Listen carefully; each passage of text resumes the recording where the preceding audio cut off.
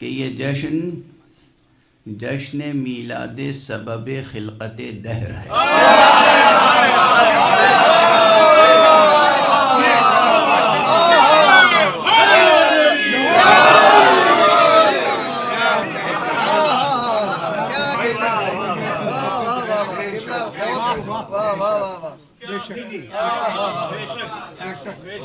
حسین کی ولادت کا،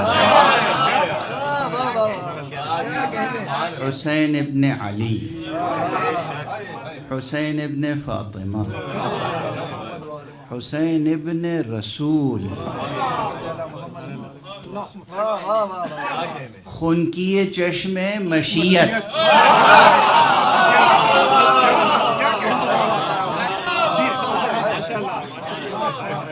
حسین خنکی چشم مشیت۔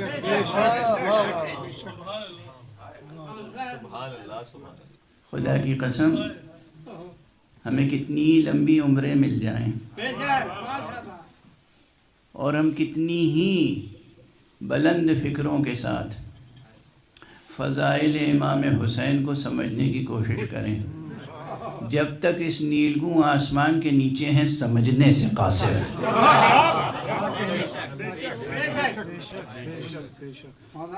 چونکہ آقا حسین کا وہ اقتدار جو عالم ملکوت میں ہے وہ عالم ناسوت میں نظر ہی نہیں آ سکتا۔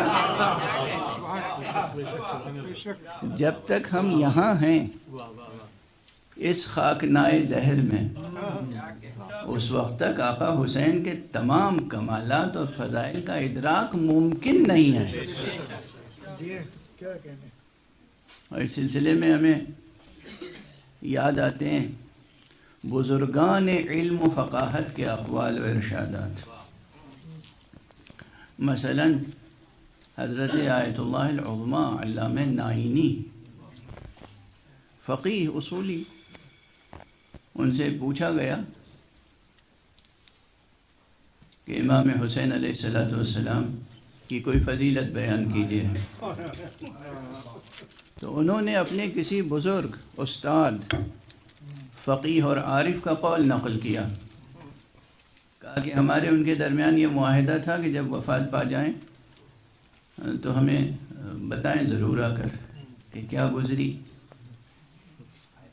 چنانچہ ان کی وفات کے بعد کچھ عرصے تک تو کچھ نظر نہیں آیا، لیکن ایک روز خواب میں تشریف لائے تو میں نے پوچھا کہ کیا گزری؟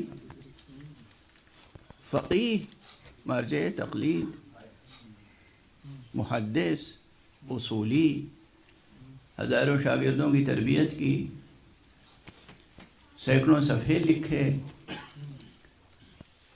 کہا جو چیز کام آئی وہ بس ایک تھی، حسین۔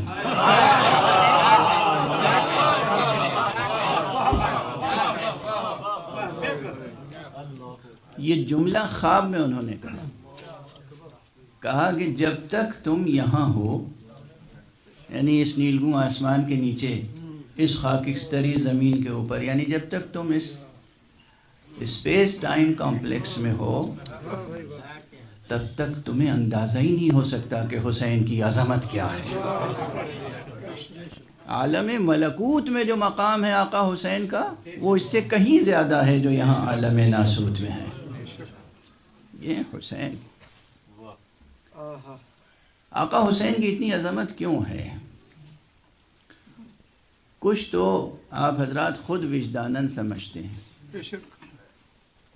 کچھ باتیں اس لیے ذکر کی جاتی ہیں کہ بچوں کے کانوں تک پہنچ جائیں، نسلاً بعد نسل تعلیمی لحاظ سے یہ پیغام منتقل ہوتا رہے۔ دیکھیے، حق سبحانہ و تعالیٰ کا کوئی بھی کام، نعوذ باللہ و 100,000 بار نعوذ باللہ، عبث تو نہیں ہے، بے سبب تو نہیں ہے، بے وجہ تو نہیں ہے، بے علت نہیں ہے، بے غرض و غایت نہیں ہے۔ حق سبحانہ و تعالیٰ کا ہر عمل عظیم مقاصد کا حامل ہے، معمولی مقاصد بھی نہیں، عظیم مقاصد کا حامل ہے۔ کوئی کس کا عمل ہے؟ جو جتنا عظیم ہوتا ہے اس کا ہر عمل اتنا ہی عظیم ہوتا ہے. تو اللہ کی عظمتوں کا بس اندازہ کر لیجئے اور پھر سوچئے کہ اللہ کا کوئی بھی عمل کس قدر عظیم ہو سکتا ہے. چنانچہ یہ پورا عالم خلقت، بار بار قرآن مجید میں یہ بات کہی گئی، دہرائی گئی کہ ہم نے یہ عبث نہیں خلق کیا، اور کہیں کہا گیا کہ ہم نے حق پر خلق کیا، ہم نے حق کے ساتھ خلق کیا. خلق السماوات والارض بالحق وصورکم فاحسن صورکم. اللہ نے یہ آسمان و زمین حق پر خلق فرمایا، تو بے مقصد خلق نہیں فرمایا، حق پر خلق فرمایا. خود آپ حضرات کی خلقت، آپ اپنے کو حقیر سمجھتے ہیں؟ آپ اپنے کو ناچیز سمجھتے ہیں؟ ایک عام انسان کی بات کر رہا ہوں. اس جہت سے میں ایک دو جملے ہر تقریر میں عرض کر دیتا ہوں. آپ خود اپنے کو کیا سمجھتے ہیں؟ ناچیز، حقیر؟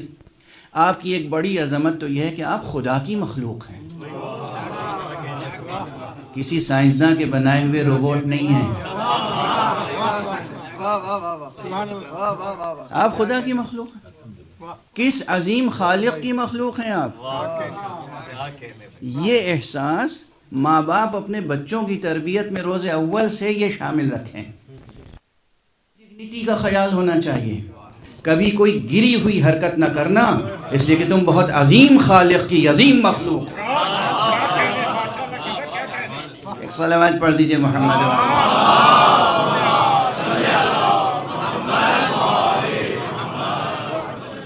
یہ ایک بڑا تربیتی عنصر ہے.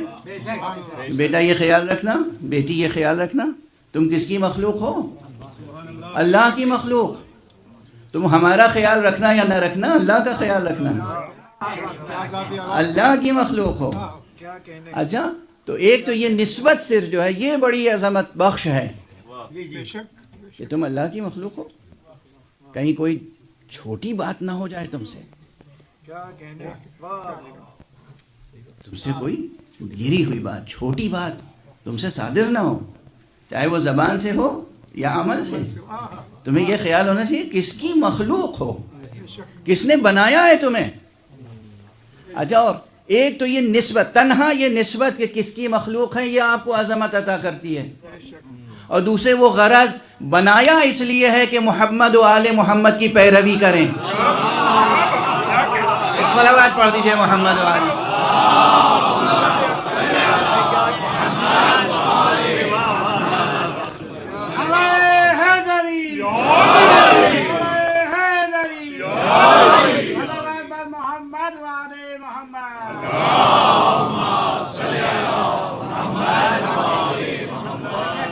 یعنی اس لیے تھوڑی بنایا کہ بس بنا دیا آپ جو جی چاہے کریں.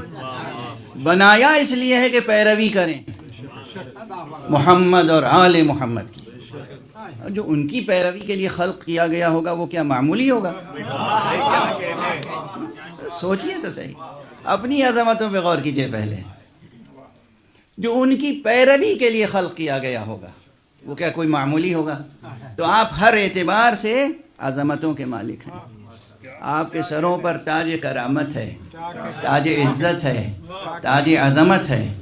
لیکن یہ نہ بھولیے گا کہ یہ تاج کرامت اور تاج عزت ہے تو بس دو ہی نسبتوں سے ہے، یا خالق کی نسبت سے ہے یا ان معصوم رہنماؤں کی نسبت سے، ورنہ آپ کا اپنا کچھ بھی نہیں ہے. اگر یہ دو نسبتیں نہ ہوں پھر کیا ہیں آپ؟ خاک کا پتلا. ایک مشت خاک، ایک مشت غبار، اس کے علاوہ کچھ نہیں. تو ذاتی حیثیت تو یہ ہوئی، جو کچھ حیثیت ہے وہ اس نسبت سے ہے کہ آپ اس کی مخلوق ہیں اور اس کے ان مخلوقات کی پیروی کے لیے ہیں جن کے ناموں کے صدقے میں آدم بخشے گئے. ایک صلوات پڑھیے محمد.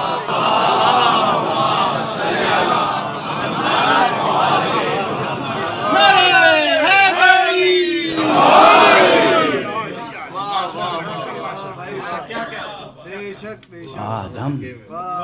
کیا کہنے. سبحان اللہ. بے شک.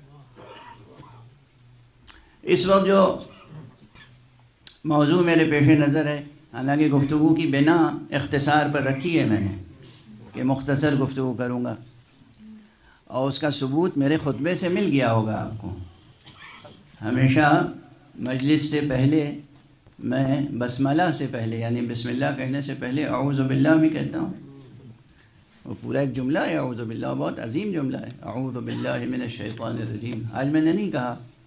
اس کی دو وجہیں تھیں، ایک تو یہ کہ بنا اختصار پر تھی، اور دوسری یہ کہ جہاں پہلے سے ذکر حسین ہو رہا ہے.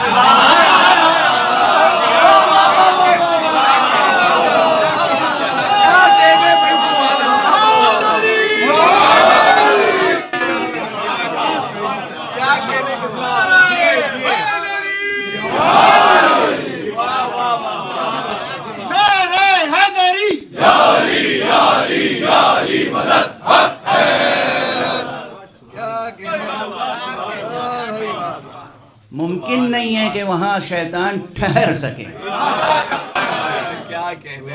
جہاں نام حسین لیا جا رہا ہو اس فضا کے نزدیک سے شیطان گزر نہیں سکتا.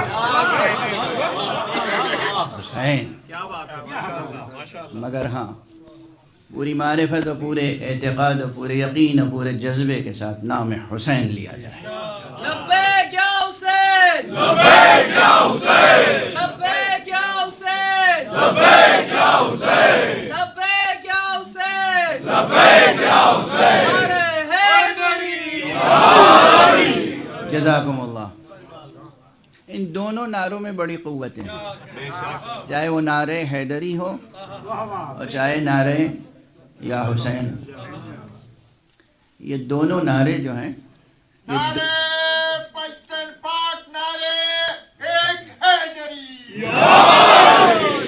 یہ دونوں جہان کو فتح کرنے کے لیے کافی ہیں. یہ دو نعرے دونوں جہان کو فتح کرنے کے لیے کافی ہیں، اگر معرفت کے ساتھ، اگر یقین کے ساتھ، اگر پورے جذبے کے ساتھ. اور رسماً تو ظاہر ہے کسی چیز کی کوئی اہمیت نہیں ہوتی.